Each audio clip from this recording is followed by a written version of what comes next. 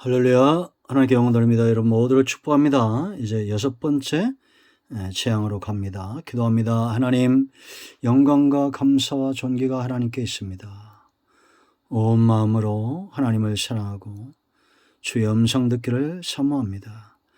무엇보다 밝히 보고 밝히 들어 잘 분별하고 믿음에 서서 강하고 담대하게 주님께서 우리에게 맡겨진 귀한 사명을 감당케 하옵소서. 생명의 주님을 흠모하고 바라봅니다. 지금도 일하시는 하나님의 말씀에 순종하기를 기뻐합니다. 종을 낮추시고 겸손하게 하시고 오직 말씀의 통로만 되게 하옵소서.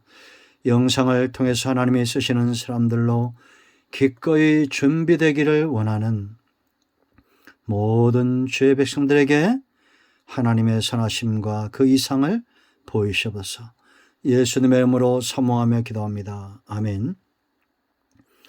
자, 9장 12절입니다. 6번째 재앙 8절로 12절인데요. 12절.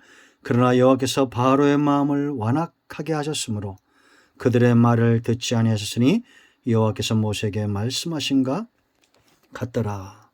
아멘. 여러분, 재앙보다 더 중요한 게 있습니다. 그것은 이 모든 일들 가운데 하나님이 일하시고 있다는 사실이 믿어진다는 겁니다. 바로의 마음이 완악해지듯이 지금도 사람들의 마음이 완악해지고 있습니다.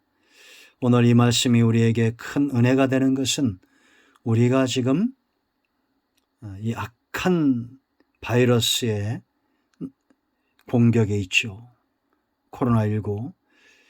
이것 때문에 우리의 신앙이 분명히 보이고 우리가 하나님을 향해서 얼마나 우리의 믿음이 뜨거운가가 분명히 보여지고 누가 영적인 분별이 있는가가 보여진다는 겁니다. 세상은 더 악해져 가고 있다는 게 여러분 느껴지십니까? 저는 지금도 이 모든 전염병들 가운데 하나님의 일하심이 있다고 확신하고 있습니다. 이제 모세와 아론이 8절인 대로 하늘을 향해서 화덕의 죄를 움켜쥐고 하늘을 향해서 날렸더니 그 티끌이 악성 종기가 되었다라고 말합니다.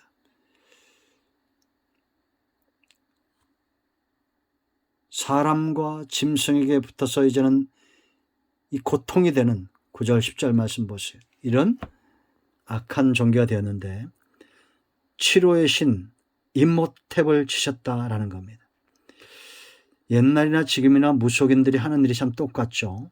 병든 자를 치유하는 일들을 했습니다. 그런데 그들을 치료해야 될 이제는 이 술객들도 10절, 12절, 11절 말씀을 보면 악성 종기로 인해서 고통당hat을 보게 됩니다. 치료의 길이 없다는 거죠. 그들을 치료해야 될 사람들도 이제는 이 질병을 어떻게 해결할 수 없다는 겁니다.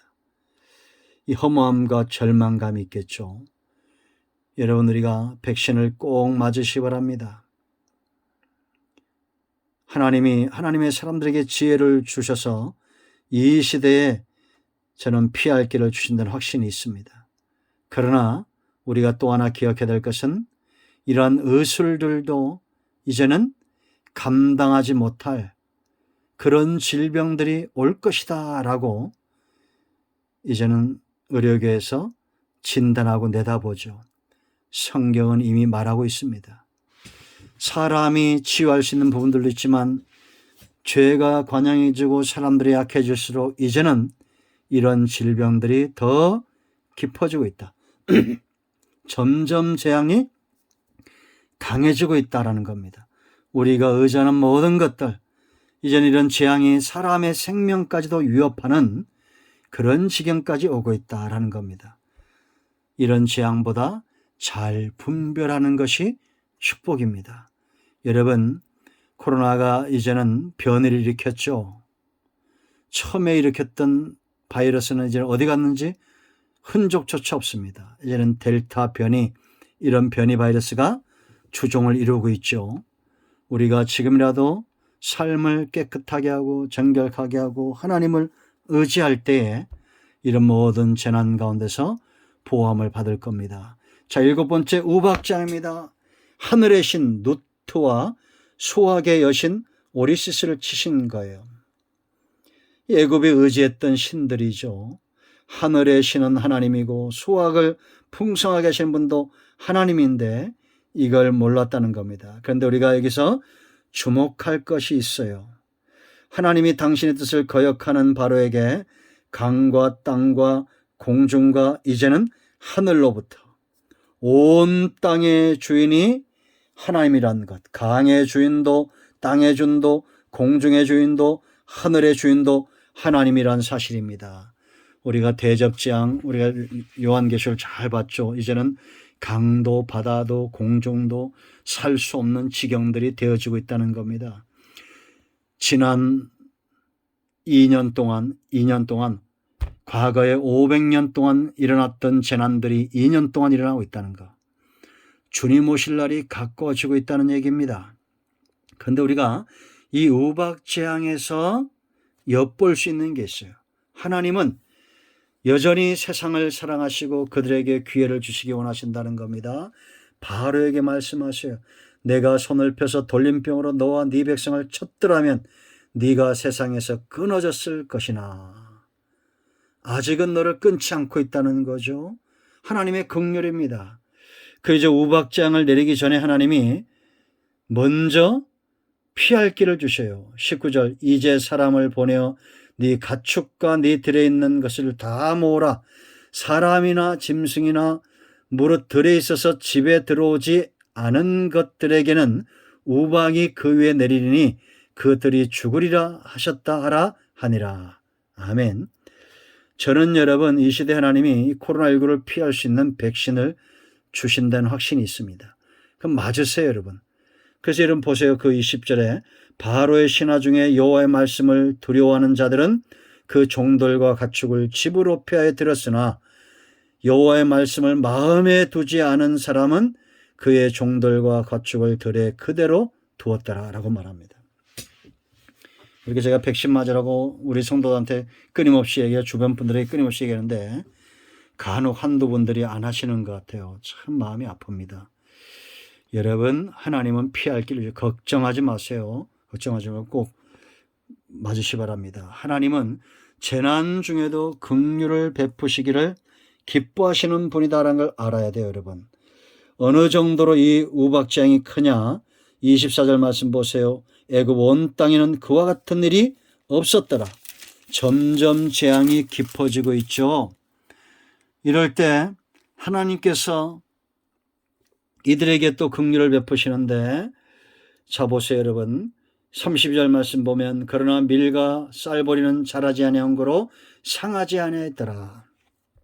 굶어 죽지 않을 만큼 하나님이 이렇게 긍휼을 베푸셨다는 겁니다.